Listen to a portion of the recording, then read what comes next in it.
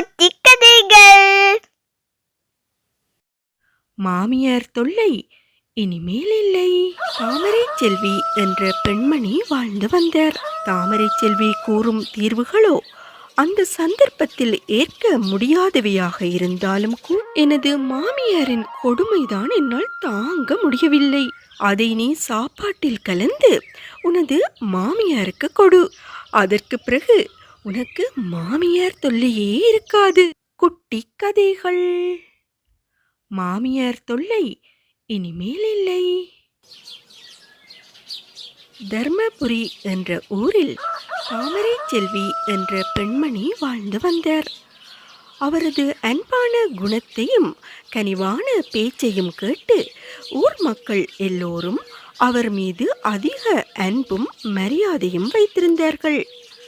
குடும்பங்களில் என்ன பிரச்சனை ஏற்பட்டாலும் எல்லோரும் தாமரை செல்வியிடம் ஓடிச் சென்றுதான் அதற்கான தீர்வை தேடுவார்கள்.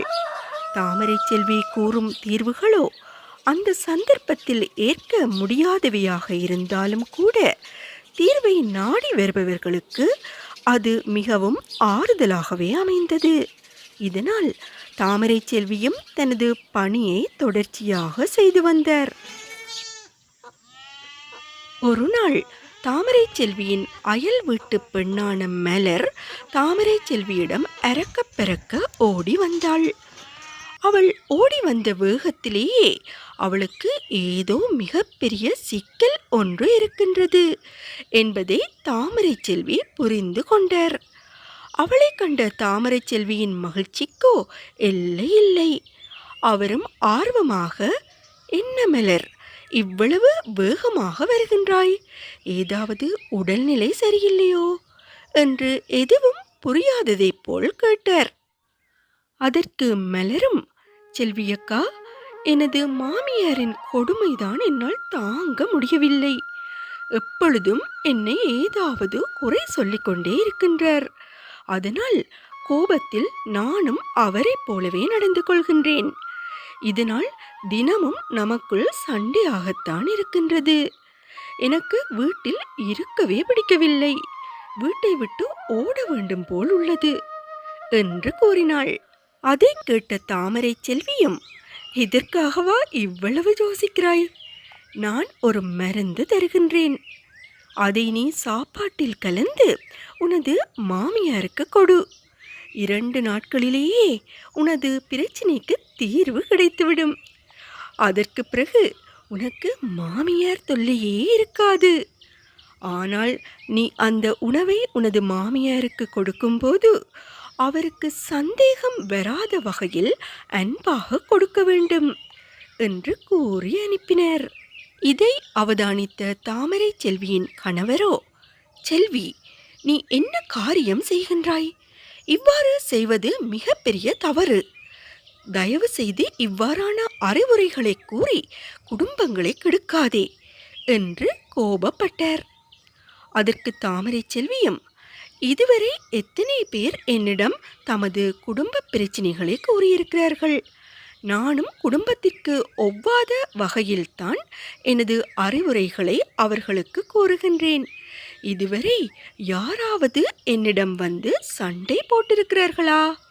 நீங்கள் உங்கள் வேலையை பாருங்கள் என்று கணவருடைய வாயை மூடி அனுப்பிவிட்டார். 2 நாட்களின் பின்னர் மலர் அதே வேகத்தில் தாமரை செல்வியின் வீட்டை நோக்கி ஓடி வந்தாள். தாமரை செல்வியின் கணவருக்கோ கையும் ஓடவில்லை, காலும் ஓடவில்லை. அவர் இன்று கண்டிப்பாக செல்வி ஜெயிலுக்கு போவது உறுதிதான் என்று எண்ணிக்கொண்டார். தாமரை செல்வியும், என்ன மலர், இன்றும் இவ்வளவு வேகமாக ஓடி வருகிறாயே, நான் தந்த மருந்து வேலை செய்து விட்டதா என்று கேட்டார்.